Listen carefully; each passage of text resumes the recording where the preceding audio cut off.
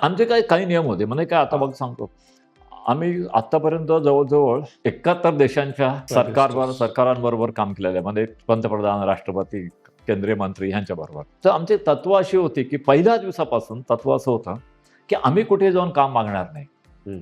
निर्णय देशांच्या सरकारांनी आपल्याकडे यायला पाहिजे. हं. ते आले नाही तर गरज नाही. आपण बंद करू काशा गोंधळ. हं.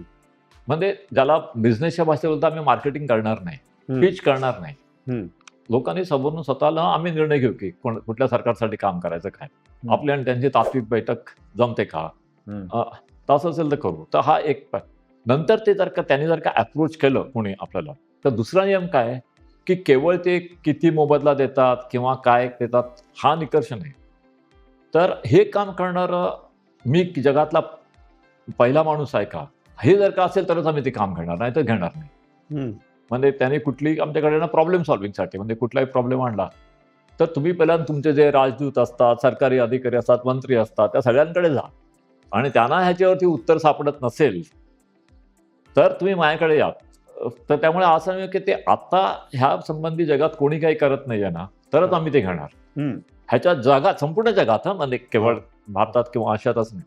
कोणी बाकी करत असलं आम्ही सांगणार आहे, तिकडे तो माणूस चांगला काम करतोय किंवा मग म्हणून संस्था काम करते, तुम्ही तिकडे जा. असं आमचे नियम होते आणि 2002ला आम्ही जेव्हा हे स्थापन 2001ला आमची चर्चा चालू होती ती इल्मशा आम्ही किचनमध्ये बसलो होतो आणि आम्ही ठरवलं की 3 ते 4 वर्षामध्ये आपण जगातला सगळ्यात अग्रगण्य असा संशोधन गट झाला पाहिजे आणि झाला. असं आम्ही आधीच ठरवलं होतं. हो. कारण म्हटलं आपण जगाला दूरदृष्टी देतो तर आपल्याला स्वतःच्या स्ट्रॅटेजिक वर्चन ग्रुपबद्दल पण दूरदृष्टी पाहिजे ना. होय. तर आमची दूरदृष्टी अशी होती की आपण 3-4 वर्षात जगातला संपूर्ण अग्र आणि तसंच झालं. ओके. हां. आणि मग जास्त करून काही म्हणजे इंटरनेटवरती किंवा ह्याचा इन्फॉर्मेशन न घेता स्वतःचे विचार मांडणं किंवा स्वतःचे विचार नाही, माझ्याकडे हे बघा 20 संशोधक होते. पहिल्यापासून शेवटपर्यंत. युवक होते, युवती होत्या जास्ती. 80-90% मुली होत्या. 20% मुलं होती.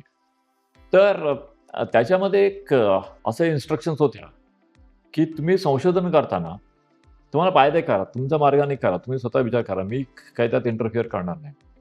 ह्यातला जो प्युअर डेटा आहे, तो तुम्ही इंटरनेटवरून घ्या. म्हणजे समजा एखाद्या देशाचं जी-डी-पी काय आहे किंवा एखाद्या नदीची लांबी किती आहे वगैरे असे जे बेसिक स्टॅट्स आहेत तुम्ही घ्या. त्यातला दुसरा उपाय नाही आहे.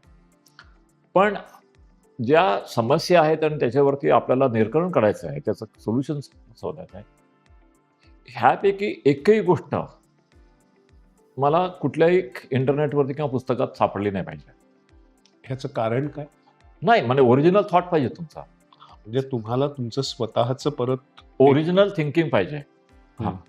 आणि असा विचार करून आम्ही जगातले अनेक प्रॉब्लेम्स सोडवतो. ओके.